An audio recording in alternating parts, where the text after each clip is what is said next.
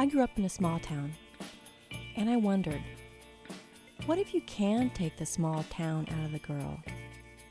And what if she returns anyway?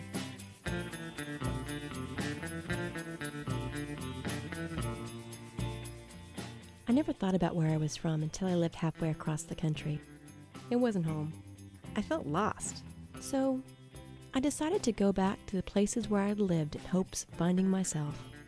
I lived in San Francisco for almost 10 years, 10 formative years. Like an older sister, San Francisco taught me many things. How to appreciate art and find food, how to develop and embrace new ideas, and that it's probably not a great idea to greet every stranger on the street. In returning to San Francisco, there were echoes of my former life, but only memories to greet me. The city's a transient place. While I was away, a record number of people left San Francisco. My closest friends had moved on.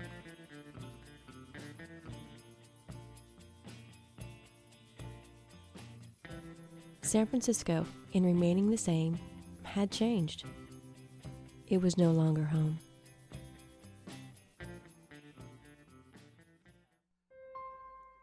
So I headed to Central California, traveling back in time to a forgotten place.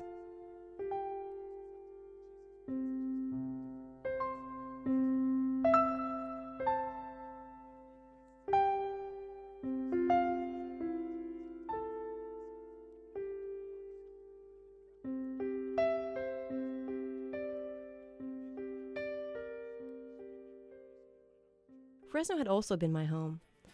While there was change, much was the same.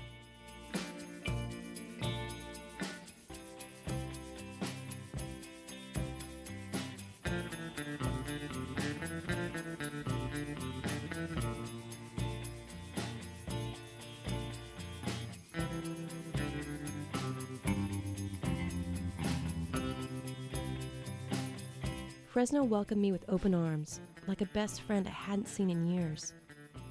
Many of the people I love still lived there. But was it home? Come on, Fresno? Please. I didn't want it to be. I would be embarrassed to live in such a ridiculed place, the butt of jokes. I wasn't from Fresno anyway. I was from Visalia, a small town 45 minutes down Highway 99. Funny the need to distinguish the difference when the towns are in such close proximity. They aren't that different. Each is an island connected by a sea of ag land. But it's all the same place, the central San Joaquin Valley. I hadn't lived in Visalia for over 20 years. I left the day I got my diploma. Visiting Visalia was like visiting a distant aunt. She looked familiar, but I didn't really know her. Coming from a small town, I learned to fear change, fear new things, and never go beyond good enough. But being from a small town also taught me to smile and greet strangers, something I had lost living elsewhere. None of my family even lived in Visalia anymore. It wasn't home. So, guess what? I decided to move back to Fresno. Then I learned the term boomerang. I am a boomerang. I am a boomerang. I'm a boomerang. I was 17 the first time I left Fresno, and it was for college. I left when I was 18. I just graduated from high school. 18. 18. 18. 18. 19 years old. 19. Moved away at 21 to Santa Barbara. So I finally left when I was about 35. I had been plotting my escape from Fresno since I was about 13. I never thought I would come back to Fresno. My goal was to not come back. I never thought I would come back to Fresno. I never, ever, ever thought I would come back to Fresno. No, I never thought I'd come back. I never thought I'd come back to the Valley. Nobody thought I would come back to Fresno. It would be a sign of failure if I ended up in Fresno again. To be honest, I actually had sworn the Valley off completely. In fact, when I did come back, my family was shocked.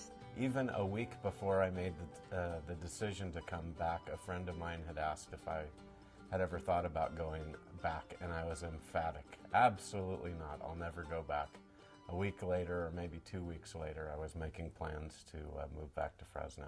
I came back to Fresno for a job, and with the intention of only coming back for maybe 2 or 3 years. I came back for extremely personal reasons. Personal reasons. My mom's here. Family. My son is here. My sister's wedding, and then ended up just staying. And it's nice every once in a while to just come home. Home as a concept is about more than just where you live, although I think that that's a big part of it. Home was a state of mind, a state of feeling emotionally secure. I think it's also the community that you live in and how you fit into that community. That's what makes somewhere home as opposed to just a place that you live.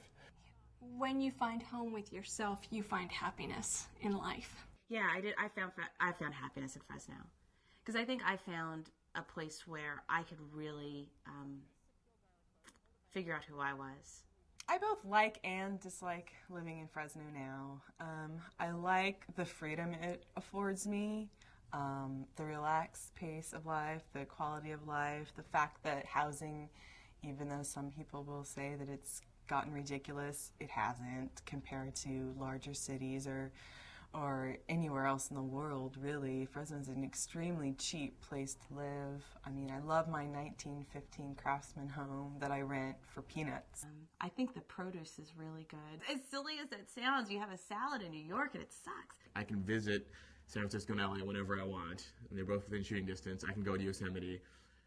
I can eat at nice restaurants, and all of that stuff cost me like half as much as it cost me in San Francisco last weekend. We have that feeling of a big city without some of the difficulties of a big city. I've always liked that I could park in front of the restaurant that I'm eating at, or I can get my groceries and park in front of the market as well and not have to walk 10 blocks with, milk and detergent. I think one thing that's nice about Fresno, and I don't want to make this sound like it's the big fish in a small pond deal, because I think that that's a little short-sighted, but I do think there's an opportunity in Fresno if you do want to affect change, if you do want to be involved, if you are looking for that, it's there for you. The door is wide open. There's incredible opportunity. Whereas I felt in Los Angeles or in some other of the cities I lived in, it was very difficult to enter into those circles. It was very elitist. In New York, I was intimidated to join boards or to get involved in civic organizations because there's such a long history of, everybody's in it because their family's always been in it, and it's really hard to kind of weasel your way into these networks. But in Fresno, it's kind of like you just show up and people are happy that, oh, you care.